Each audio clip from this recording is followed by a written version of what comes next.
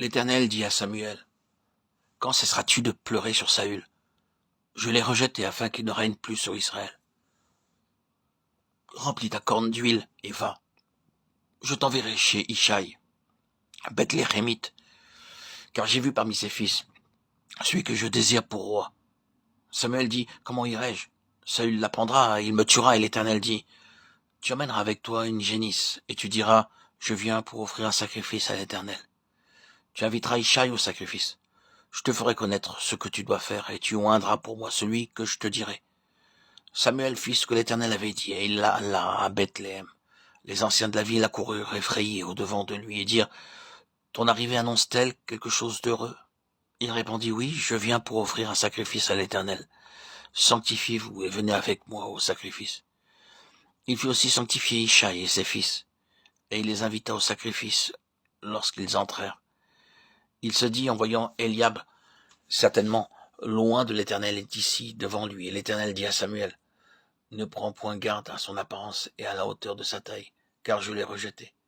L'Éternel ne considère pas ce que l'homme considère. L'homme regarde à ce qui frappe les yeux, mais l'Éternel regarde au cœur. » Ishaï appela Abinadab et le fit passer devant Samuel. Et Samuel dit, « L'Éternel n'a pas non plus choisi celui-ci. » Ishaï fit passer Shama, et Samuel dit, « L'Éternel n'a pas non plus choisi celui-ci. » Ishaï fit passer ses 7 fils devant Samuel, et Samuel dit à Ishaï, « L'Éternel n'a choisi aucun d'eux. » Puis Samuel dit à Ishaï, « Sont cela tous tes fils? » Et il répondit, « Il reste encore le plus jeune, mais il fait paître les brebis. » Alors Samuel dit à Ishaï, « Envoie le chercher, car nous ne placerons point qu'il ne soit venu ici. » Ishaï l'envoya chercher.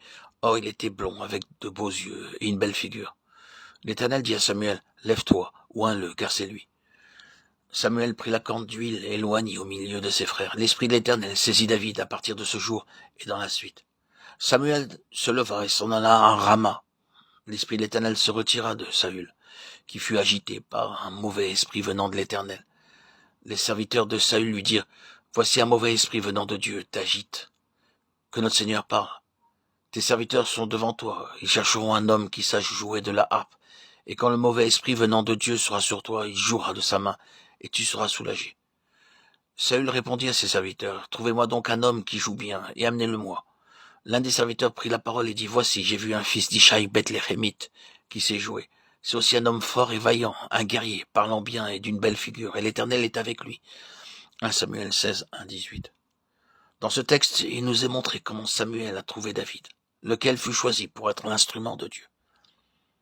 Dieu conduisit Samuel pas à pas jusqu'à l'amener finalement à connaître celui qu'il avait lui-même choisi. Il aurait très bien pu lui dire, dès le commencement, « Va vers David, il se trouve quelque part là-bas dans les champs. » Mais Dieu n'agit pas de cette façon.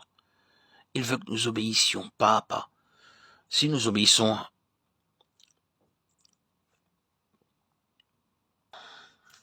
à un pas, Dieu nous montre le suivant.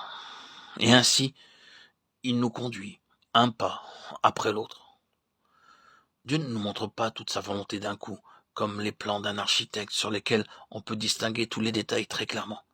Dieu n'agit pas de cette façon. Il attend de nous une obéissance pas à pas. Aussi, il ne montre jamais beaucoup de choses à la fois. C'est pour cette raison que Dieu conduisit Samuel pas à pas jusqu'à la maison d'Ishaï pour désigner finalement David.